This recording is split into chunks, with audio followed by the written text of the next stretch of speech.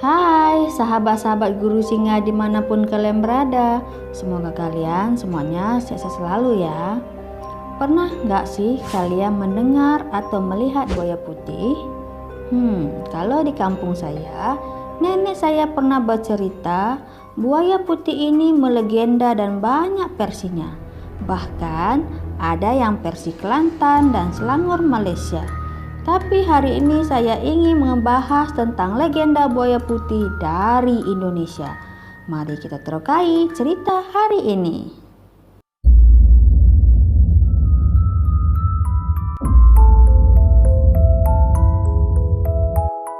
Sungai Brantas terletak di Jawa Timur, merupakan sungai terpanjang kedua di Pulau Jawa setelah Bengawan Solo. Keberadaannya diselubungi misteri yang menyeramkan. Dinamakan demikian karena sungai ini berhulu di Desa Sumber Brantas, Kecamatan Bumi Aji, Kota Baru.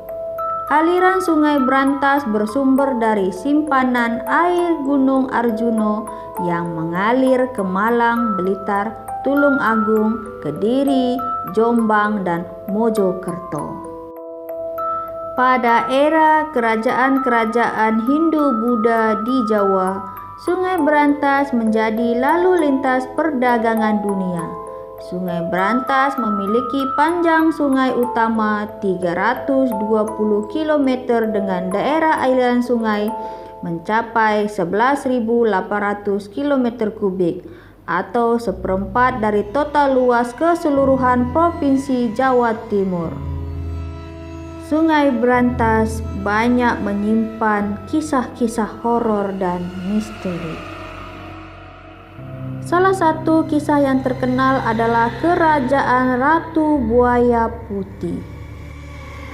Banyak film-film lama bergenre horor yang mengangkat tema tentang misteri buaya putih. Tak banyak yang tahu, ternyata kisah ngeri tersebut diangkat dari cerita rakyat di Sungai Brantas. Sejak lama, banyak korban nyawa yang terpaksa harus ditumbalkan untuk meredam amarah dari sang Ratu Buaya Putih. Pada tahun 1009, Empu Baradah berulang kali tercatat menumbalkan manusia saat memecah kerajaan Kahuripan menjadi kerajaan Penjalu dan kerajaan Jenggala. Cerita tentang keberadaan buaya putih itu juga ditemukan dalam tulisan-tulisan yang ditinggalkan oleh pemerintahan kolonial Belanda pada rentang waktu 1836 hingga 1876. Saat itu pembangunan jembatan lama yang membelah Sungai Brantas di Kediri mengalami kendala. Namun setelah tumbal dijatuhkan, pembangunan akhirnya dapat diteruskan dengan selesai. Terdapat cerita tentang sosok buaya putih bernama Baduk Saketi di Kecamatan Kras Kediri. Awalnya dahulu Baduk Saketi berhubungan baik dengan penduduk. Setiap kali ada hajatan, penduduk selalu meminta keperluannya dipenuhi oleh Baduk Saketi. Konon hubungan baik masih terus terjadi hingga tahun 1970-an. Buaya putih di Indonesia identik dengan kepercayaan atau legenda tentang siluman, makhluk jadi-jadian, sehingga banyak yang memperlakukan sebagai makhluk keramat. Dan di Australia baru saja terjadi penampakan langka seekor buaya putih dewasa yang membuat heboh warga. Legenda tentang buaya putih terdapat di berbagai tempat di Indonesia dengan berbagai cerita yang berbeda-beda. Namun di Australia, buaya putih adalah makhluk yang nyata. Betapapun penampakan langka seekor buaya putih baru-baru ini tetap membuat heboh warga Australia bagian utara. Itu dikarenakan yang muncul adalah buaya putih dewasa, sesuatu yang sangat langka. Biasanya buaya putih mati ketika masih bayi. Menurut Adam Britton, selaku pakar geologi di University Charles Darwin, penampakan pucat buaya putih disebabkan oleh hipomelasmi, kondisi rendahnya pigmen melamin pada kulit buaya.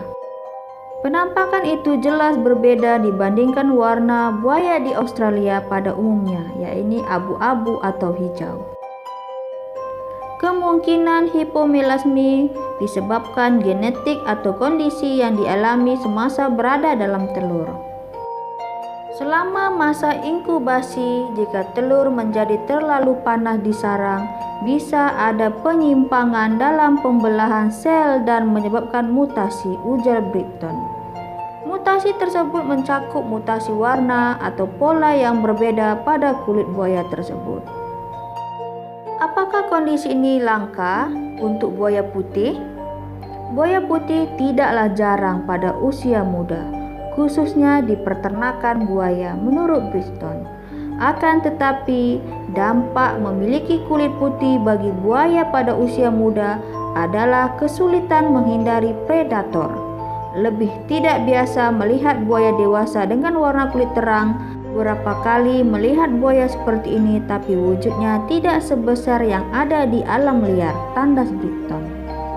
Jadi, buaya putih ini bukan makhluk jadi-jadian ya, bukan siluman penunggu sungai Adelaide, bukan pula penjelmaan warga kampung yang dikutuk.